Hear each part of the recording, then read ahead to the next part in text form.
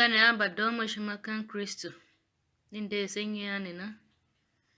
nya pa sababa na Loho Dedoo station radio weso Tiv Catholic Link ne masaba zanje ichukuza senyo hasho Easter nya ka Adua Ulee asegbe osana tu wa wondo yanga kane hata shimba kai mado shatranko manya na simkana madudu kwa ngban wose Fada Hiifan Ikyondo nasakene to ungwa ana Wesenente angbane ya badomo shimakan Kristo nya ka Adua Ulee mnye u Yesu ken Jerusalem shaukulente ne zoi ando shana sha opa o umachi shatahambo fie ma shobio Nyanka mhi utlado tian sheni eklesia yila se lu a Yesu wava wayancha sha upanse ken ladi utan kejimela eklesia tesese senenge mgbe umache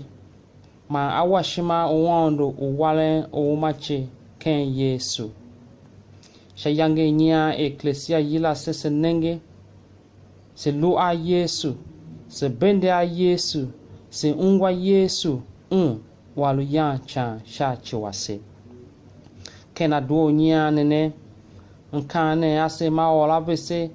e Yesu nyoken Jerusalem ya ga tenge yovulu wese suna ondo wa nyoken ga be ken Yesu o sana hemba shab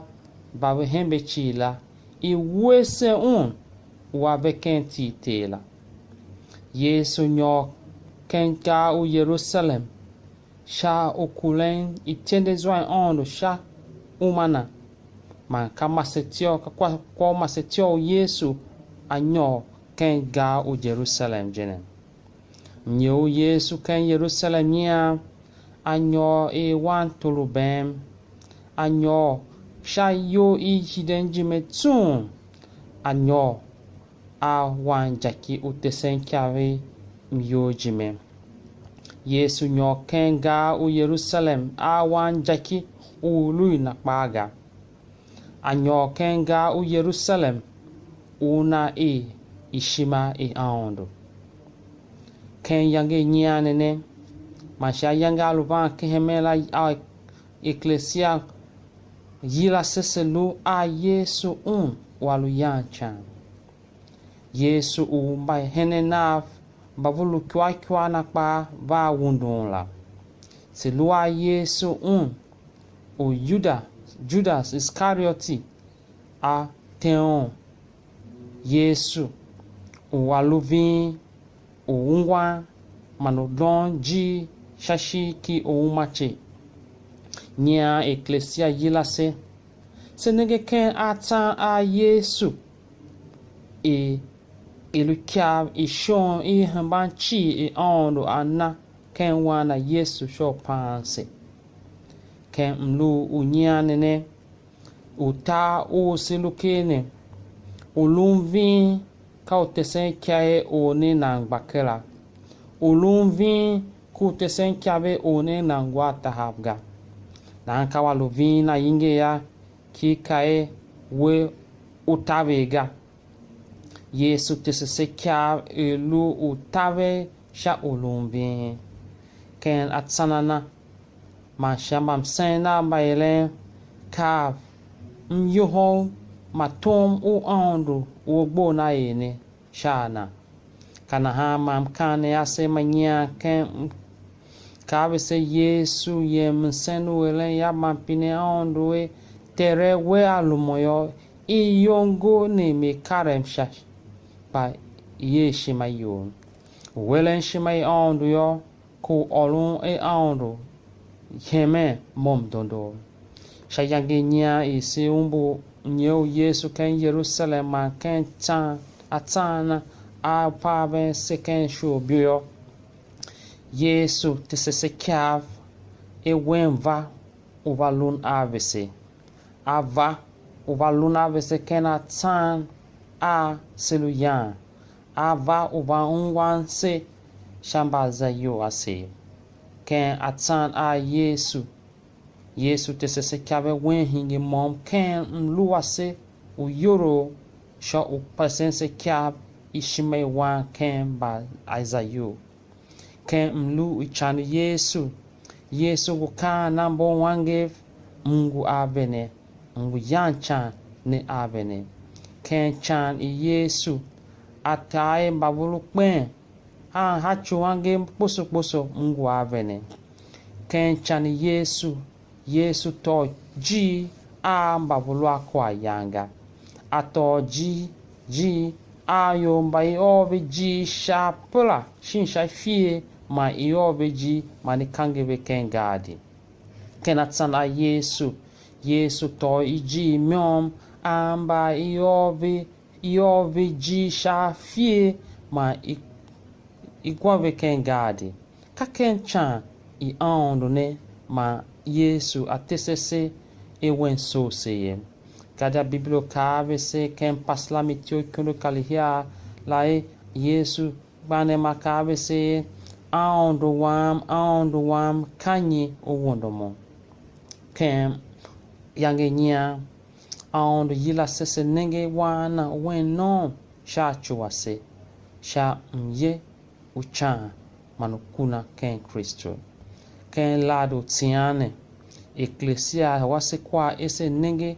mase nungwa se bende mase nenge aondo aluave se ken atsan asiya shatahambo nyane ne chakuku o Yesu aondo pasese tuha ka wente aondo ken aondo ase aondo bagene chi ka aondo wase te ato yo ese sha o pasen se wengu avese kada hama eklesia nya ayila sese lu gungu mom ana kembam sen utabe wenshima sisi tabe shima olon a Yesu